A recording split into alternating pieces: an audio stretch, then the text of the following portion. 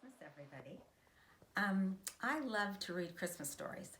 And since right now there's only Grandpa to read Christmas stories with, I decided I was going to read a Christmas story to share with all of my grandkids. And one of my favorite Christmas books is The Christmas Miracle of Jonathan Toomey. So I would like to read it for you now. I love you. The village children called him Mr. Gloomy, but in fact his name was Toomey, Mr. Jonathan Toomey. And though it's not kind to call people names, this one fit quite well. For Jonathan Toomey seldom smiled and never laughed. He went about mumbling and grumbling, muttering and sputtering, grumping and griping. He complained that the church bells rang too often, that the birds sang too shrilly, that the children played too loudly. Mr. Toomey was a wood carver. Some said he was the best wood carver in the whole valley. He spent his days sitting at a workbench carving beautiful shapes from blocks of pine and hickory and chestnut wood. After supper, he sat in a straight-backed chair near the fireplace, smoking his pipe and staring into the flames. Jonathan Toomey wasn't an old man, but if you saw him, you might think he was. The way he walked bent forward with his head down. You wouldn't notice his eyes, the clear blue of an August sky, and you wouldn't see the dimple on his chin, since his face was mostly hidden under a shaggy, untrimmed beard, speckled with sawdust and wood shavings, and, depending on what he ate that day, with crumbs of bread or a bit of potato or dried gravy.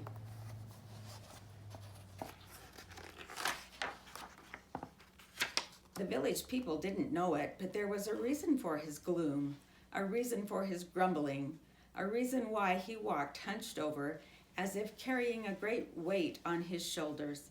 Some years earlier, when Jonathan Toomey was young and full of life and full of love, his wife and baby had become very sick. And because those were the days before hospitals and medicines and skilled doctors, his wife and baby died 3 days apart from each other. So Jonathan Toomey had packed his belongings into a wagon and traveled till his tears stopped. He settled into a tiny house at the edge of a village to do his wood carving. One day in early December, there was a knock at Jonathan's door. Mumbling and grumbling, he went to answer it. There stood a woman and a young boy. "I'm the widow McDowell. I'm new in your village. This is my son Thomas," the woman said. "I'm 7 and I know how to whistle," said Thomas. "Whistling is pish-posh," said the woodcarver gruffly. "I need something carved," said the woman, and she told Jonathan about a very special set of Christmas figures her grandfather had carved for her when she was a girl. "After I moved here, I discovered that they were lost," she explained. "I had hoped that by some miracle I would find them again, but it hasn't happened." "There are no such things as miracles," the woodcarver told her. "Now, could you describe the figures for me?" "There were sheep," she told him. "2 of them with curly wool," added Thomas. "Yes, 2, said the widow, "and a cow, an angel, Mary, Joseph, the baby Jesus, and the wise men. 3 of them," added Thomas. "Will you take the job?" asked the widow McDowell. "I will." "I'm grateful. How soon can you have them ready?" "They will be ready when they are ready," he said. "But I must have them by Christmas. They mean very much to me. I can't remember a Christmas without them." "Christmas is pish-posh," said Jonathan gruffly, and he shut the door.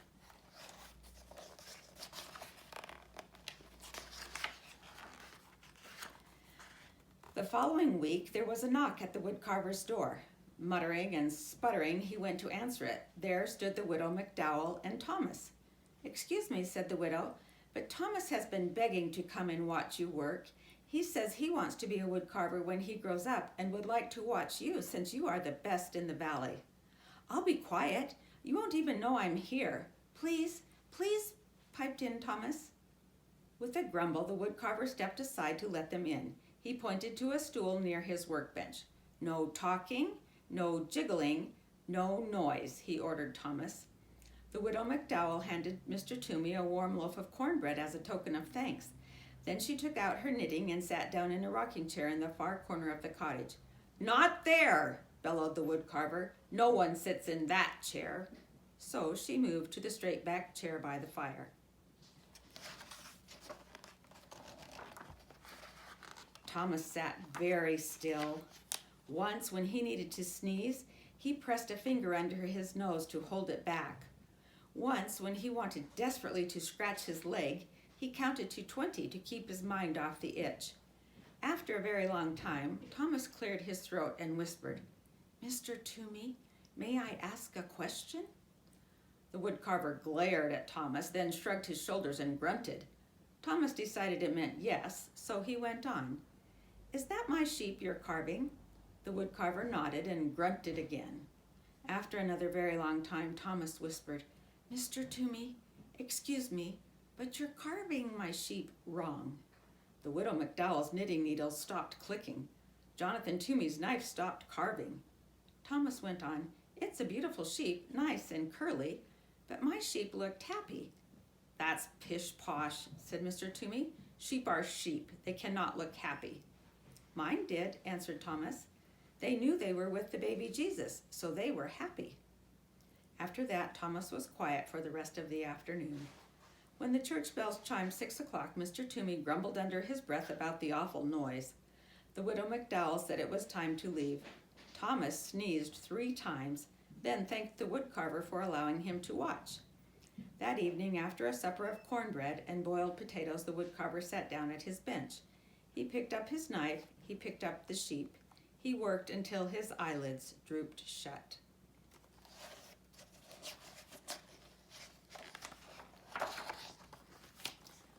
A few days later, there was a knock at the woodcarver's door.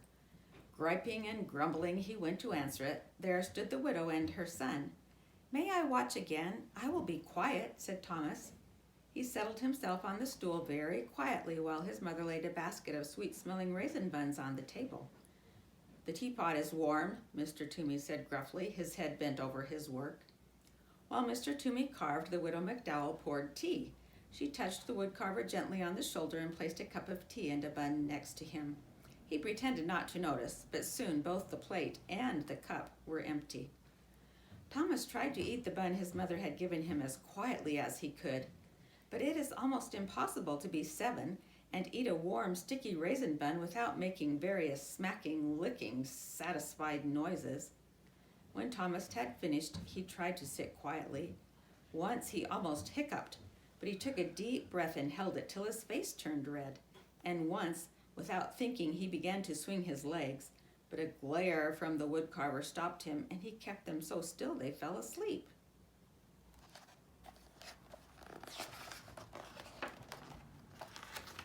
After a very long time, Thomas whispered, "Mr. Toomey, may I ask a question?" Grunt. "Is that my cow you're carving?" Nod and grunt. Another very long time went by.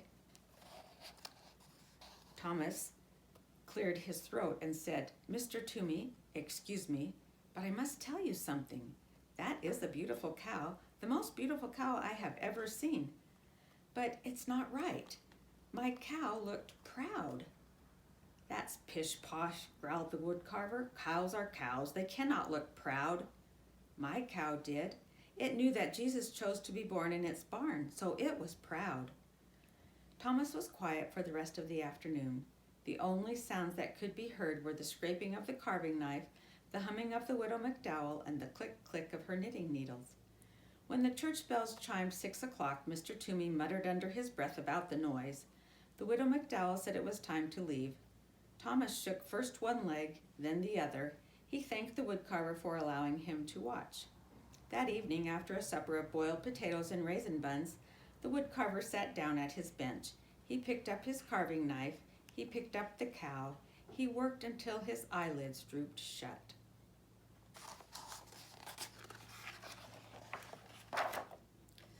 A few days later, there was a knock on the woodcarver's door. He smoothed down his hair as he went to answer it. At the door were the widow and her son.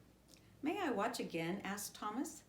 As Mrs. McDowell warmed the tea and put a plate of fresh molasses cookies on the workbench, Thomas watched the woodcarver work on the figure of an angel. After a very long time, Thomas spoke. "Mr. Toomey, "Excuse me, is that my angel you're carving?" "Yes, and would you do me the favor of telling me exactly what I'm doing wrong?" "Well, my angel looked like one of God's most important angels because it was sent to baby Jesus." "And just how does one make an angel look important?" asked the woodcarver. "You'll be able to do it," said Thomas. "You are the best woodcarver in the valley." After another very long time, Thomas spoke. "Mr. Toomey, excuse me, may I ask you a question?" "Do you ever stop talking?" asked the woodcarver. "My mother says I don't. She says I could learn about the virtue of silence from you." Under his beard, the woodcarver's face turned pink. The widow McDowell's face turned as red as the scarf she was knitting. "Well, speak up. What is your question?" "Will you please teach me to carve?" "I'm a very busy man," grumbled the woodcarver, but he put down the important angel. "You will carve a bird." "A robin, I hope," said Mr. Thomas. Said Thomas. "I like robins."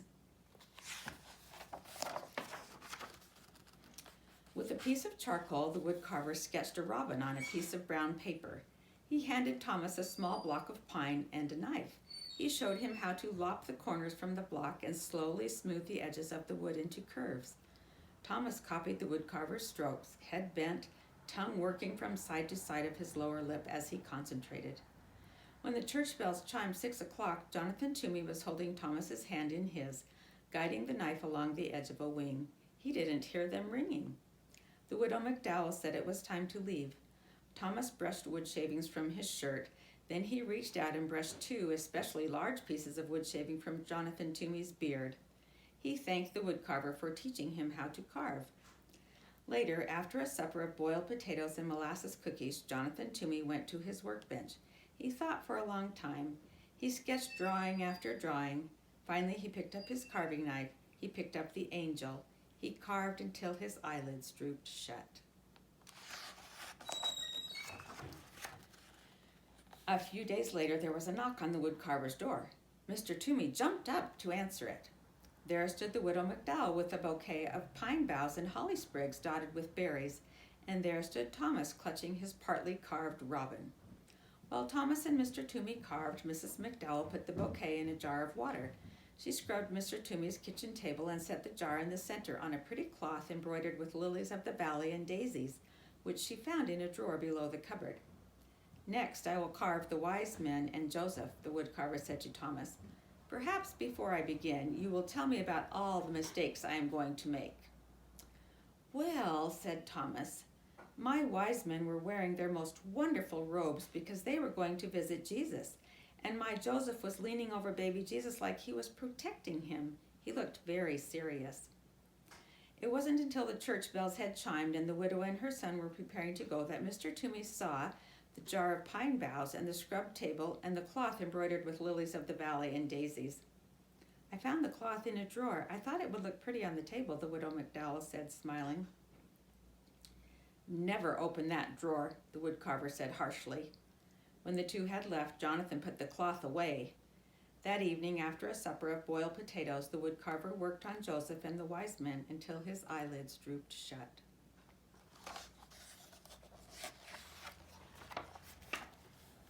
A few days later, there was a knock on the woodcarver's door.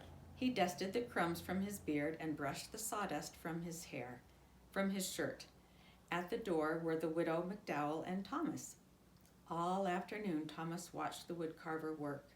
When it was time to leave, Jonathan said to Thomas, "I am about to begin the last 2 figures, Mary and the baby. Can you tell me how your figures looked?" "They were the most special of all," said Thomas. "Jesus was smiling and reaching up to his mother, and Mary looked like she loved him very much." "Thank you, Thomas," said the woodcarver. "Tomorrow is Christmas. Is there any chance the figures will be ready?" the widow McDowell asked.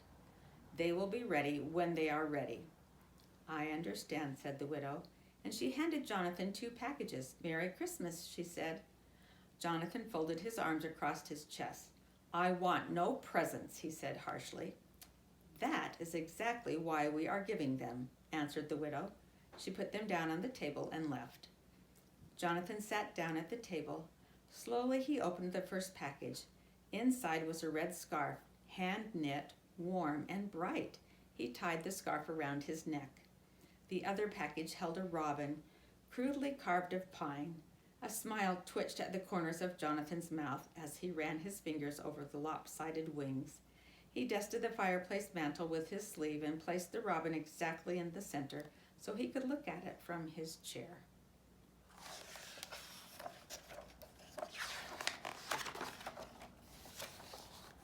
The woodcarver did not eat supper that day. Instead, he began to sketch the final figures, Mary and Jesus. He drew Mary, then wadded the sketch into a ball and tossed it on the floor. He drew the baby, wadded the sketch into a ball and tossed it with the first. He sketched again. Once more he crumpled the paper. Soon there was a small mountain of crumpled papers at his feet. He picked up a block of wood and tried to carve, but his knife would not do what he wanted it to do. He hurled the chunk of wood into the fireplace and sat, staring into the flames.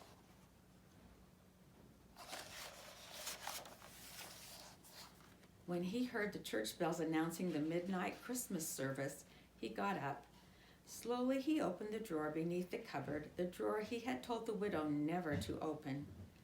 From it he took the cloth embroidered with lilies of the valley and daisies. He took out a rough woolen shawl and a lace handkerchief. He took out a tiny white baby blanket and a little pair of blue socks. He placed each piece gently on the floor. From the bottom of the drawer, he lifted out a picture frame, beautifully carved of deep brown chestnut wood. In the frame was a charcoal sketch of a woman sitting in a rocking chair holding a baby. The baby's arms were reaching up, touching the woman's face. The woman was looking down at the baby, smiling. Jonathan sat down in his rocking chair and held the picture against his chest. He rocked slowly, his eyes closed. 2 tears trailed into his beard. When he finally took the picture to his workbench and began to carve, his fingers worked quickly and surely. He carved all through the night. The next day, there was a knock on the widow McDowell's door. When she opened it, there stood the woodcarver, his neck wrapped in a red scarf, holding a wooden box stuffed with straw. "Mr. Toomeys," said the widow, "what a surprise! Merry Christmas." "The figures are ready," he said as he stepped inside. From the box, Jonathan unpacked 2 curly sheep, happy sheep because they were with Jesus. He unpacked a proud cow and an angel, a very important angel with mighty wings stretching from its shoulders right down to the hem of its gown. He unpacked 3 wise men wearing their most wonderful robes, edged with fur and falling in rich folds. He unpacked a serious and caring Joseph. He unpacked Mary, wearing a rough woolen shawl, looking down, loving her precious baby son. Jesus was smiling and reaching up to touch his mother's face.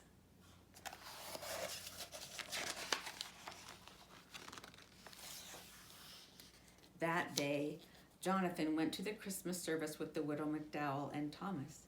And that day in the churchyard, the village children saw Jonathan throw back his head, showing his eyes as clear as an August sky, and laugh. No one ever called him Mr. Gloomy again.